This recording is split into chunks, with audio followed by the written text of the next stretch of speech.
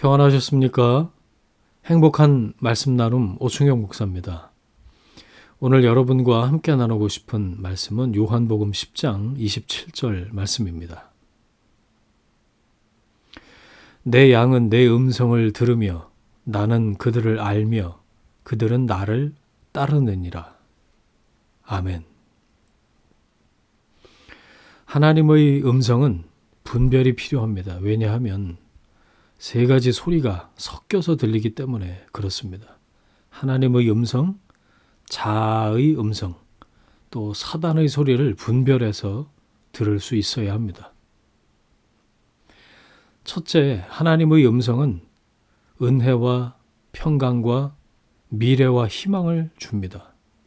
하나님의 음성은 죄와 악 가운데 있을 때는 두려움과 불안을 주십니다. 그러나 일반적인 경우에 두려움을 주시지 않습니다. 불안을 주시지 않죠.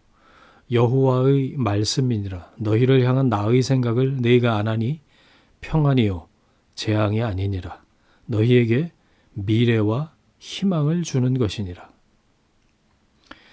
둘째, 자아의 음성은 들을수록 욕구, 욕망, 욕심을 향합니다. 들린다고, 들었다고 되는 게 아닙니다. 분별해야 합니다. 육신의 소욕인지 성령의 소욕인지 분별하고 확인해야 합니다. 육신을 따르는 자는 육신의 일을, 영을 따르는 자는 영의 일을 생각하나니 육신의 생각은 사망이요 영의 생각은 생명과 평안이니라. 육신의 생각은 사망으로 향합니다. 하나님과 원수가 됩니다. 하나님을 기쁘시게 못합니다. 셋째, 사단의 미혹하는 소리는 들을수록 죄와 악, 또 분열과 분쟁으로 향하게 하죠. 이단과 사이비와 거짓 교사는 사단의 소리를 따르는 대표적인 유형입니다. 유다서에 이 사람들은 분열을 일으키는 자며 육에 속한 자며 성령이 없는 자니라 그랬습니다. 사단의 소리를 따라가면 성령의 일이 아닌 육체의 일을 추구하게 됩니다. 육체가 원하는 것만 추구하게 만듭니다. 하나님의 뜻이 아니라 욕심에 묶이게 만듭니다. 성령의 역사를 내 욕심을 충족하기 위한 수단으로 전락시키죠. 지금 당장 오셔서 나를 고쳐내시라고 주인 노릇, 왕 노릇 합니다. 성령이 내 안에 계시는데 우리는 왜 음성을 잘 듣지 못할까요? 성령님을 주인으로, 왕으로 인정하지 않기 때문입니다.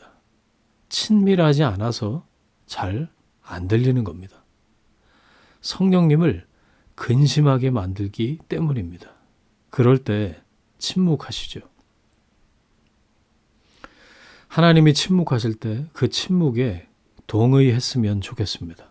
하나님의 침묵이 우리가 하나님의 방법으로 결정하기를 원하신다는 하나님의 음성이라고 받아들였으면 좋겠습니다. 예수님이라면 이 상황 속에서 어떻게 하실지를 생각하면서 하나님의 인도하심을 구하면서 계속 기도해야 합니다. 모든 문제 가운데서 하나님의 음성을 먼저 구하는 태도가 자녀로서 사는 삶이죠. 좀 강하게 말하자면 저는 말씀을 묵상하지 않는 그리스도인은 하나님의 음성 듣기를 포기한 것과 다름없다고 생각합니다. 말씀 묵상은 하나님의 음성을 들을 수 있는 가장 강력한 도구이자 하나님께서 우리에게 당신의 음성을 허락하시는 통로입니다. 하나님께서 곧 말씀 그 자체이시기 때문이죠. 그 통로를 막아둔 채 뜻을 알려달라고 하니까 엉뚱한 소리에 유혹되는 것이죠.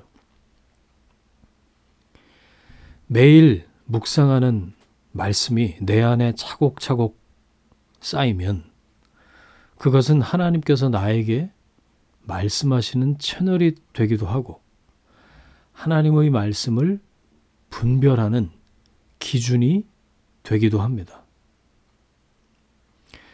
내 양은 내 음성을 들으며 나는 그들을 알며 그들은 나를 따른다고 하셨습니다. 주의 음성을 내가 들으니 사랑한단 말일세. 그 찬송가 가사가 생각이 났어요. 여러분, 주님의 음성을 듣기를 원하십니까? 말씀에 천착하십시오. 지금 당장 펴서 읽으십시오. 아침에도 저녁에도 주야로 말씀을 가까이 하십시오. 기록된 말씀이 내 안에서 살아 움직일 때까지 말씀 앞에 머무십시오. 말씀 앞에 머무는 삶이 주의 음성을 듣는 삶입니다.